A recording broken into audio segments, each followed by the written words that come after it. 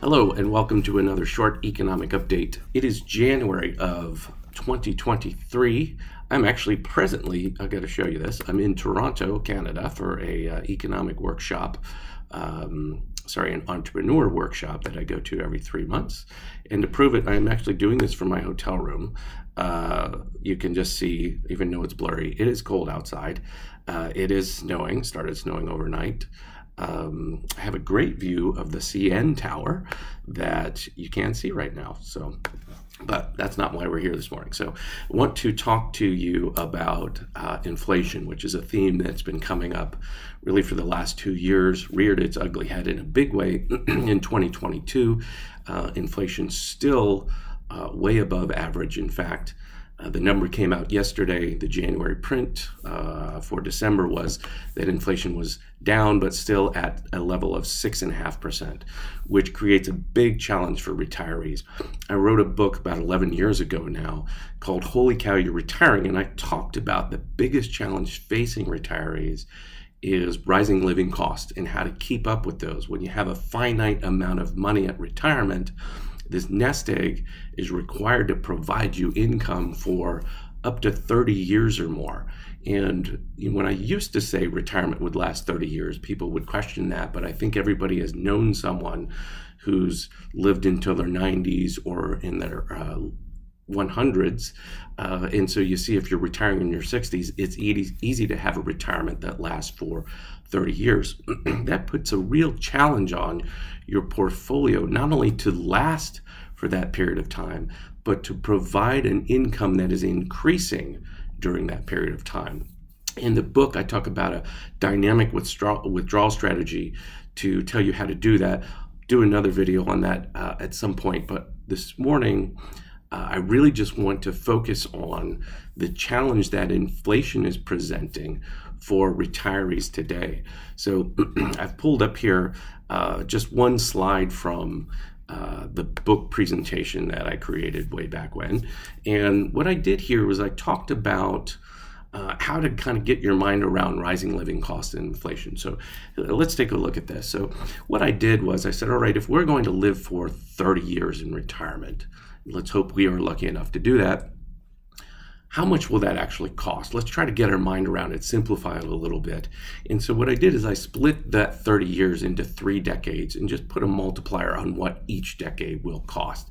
So the first decade of retirement will cost about what you expect it will. Prices will go up a little bit over time, but it'll increase in the second decade. And these numbers, I should have said at the start, are based on inflation around 3.25%. So at 3.25%, half of today's inflation print, by the way, the second decade will cost 50% more, or 1.5 times more than the first decade did.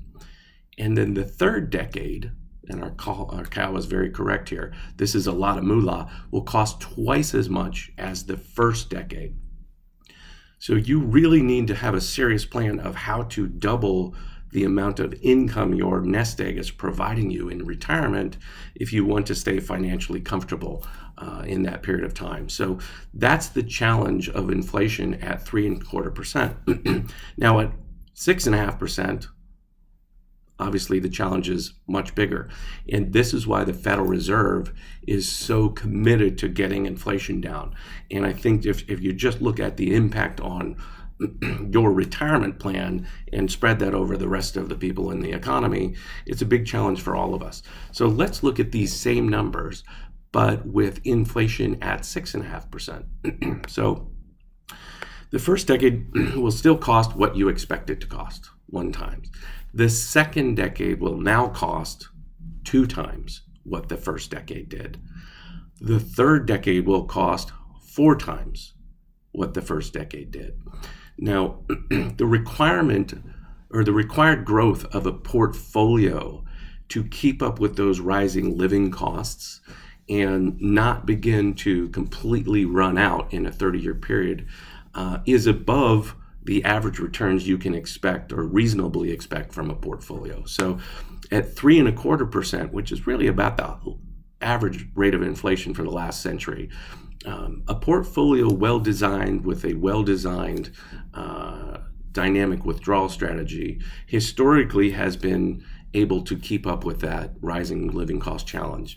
I'm not confident that at 6.5% that you could create a plan that will work, that doesn't have you at some point, probably earlier than you would expect, deplete your principal or deplete that starting amount of your nest egg. So this is why the Fed is so committed to tackling inflation. It's why I'm kind of on board that they need to tackle inflation.